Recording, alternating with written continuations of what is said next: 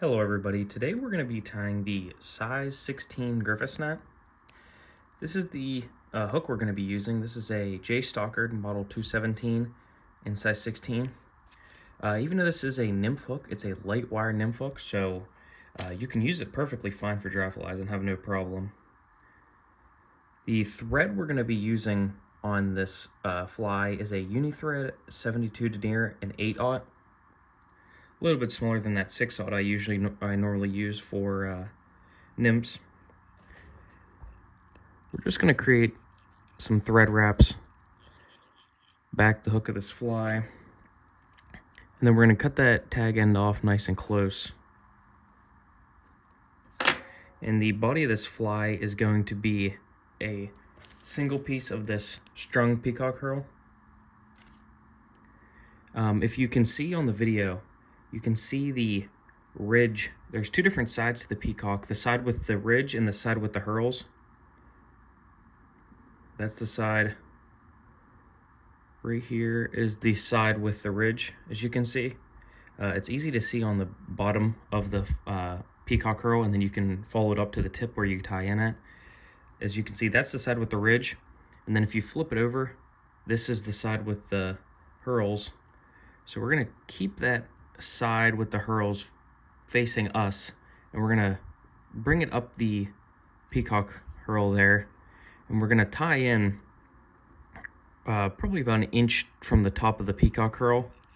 And before we get too far back, I always like to just snip that off.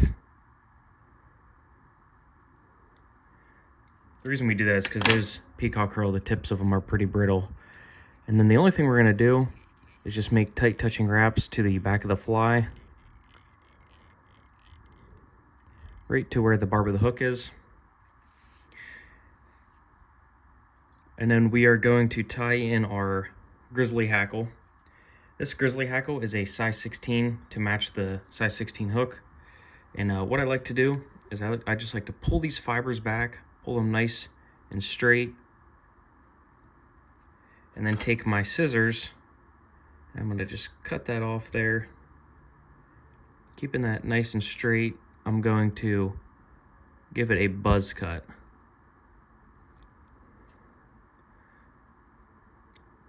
Just so it ties in well.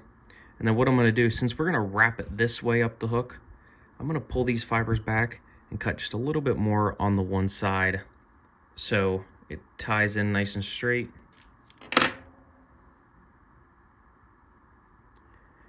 And we're just going to tie that in right at the buzz cut. And then we're going to wrap our way back up the hook.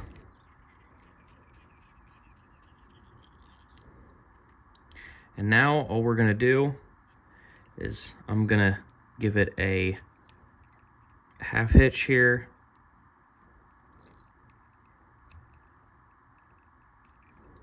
Then I'm going to put it in my bobbin cradle. You can use just your fingers for this if you want, but I like to use my rotary function.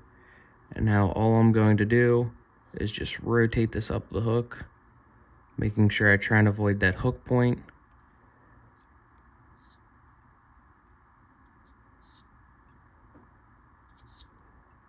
I like just a single piece, but I know some people do use more than one piece of peacock hurl for a more full looking body.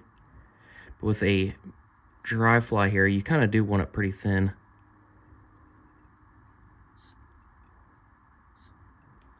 Okay, now that we are at the front of the fly, we're gonna pull that bobbin cradle back and just wrap over this peacock just twice.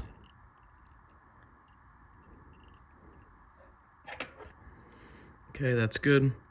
Now we're gonna cut that tag end off. We're not gonna cut it right at the base there so it doesn't go up underneath, and we're gonna give that one more wrap. And the only other thing we need to do for this fly is I'm gonna give it another half hitch here and use my rotary vise once again. And I am going to then just wrap my Grizzly hackle up the fly.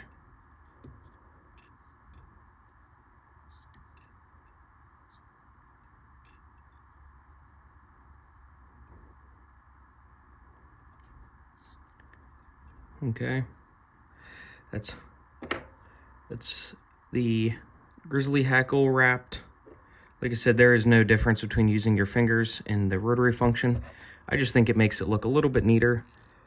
And then all we're going to do is just pull some of those fibers back and just wrap over that twice. And then I'm going to snip that Grizzly Hackle off nice and close. And I'm just going to give it a 4 to 5 turn whip finish, making sure I pull back all of the fibers.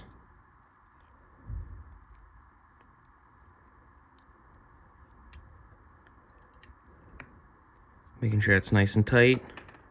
Then I'm going to take my little knife on the back there and cut it off. And then I'm just going to kind of mess with the fibers here just to make them nice and straight and not bowed anywhere. And maybe cut off any of them that I have trapped in my whip finish, but it doesn't look like I do. And the only other thing to this fly is a healthy dose of fly head cement. Not too much, because it will get into your hook eye, but you can always poke that out with the same bodkin or with another hook. But I always like to do it before I get to the stream, so if you're fishing in low light conditions, you don't have to try and be searching through your flies. So I'm just gonna put that bodkin there, and it's gonna dry just like that.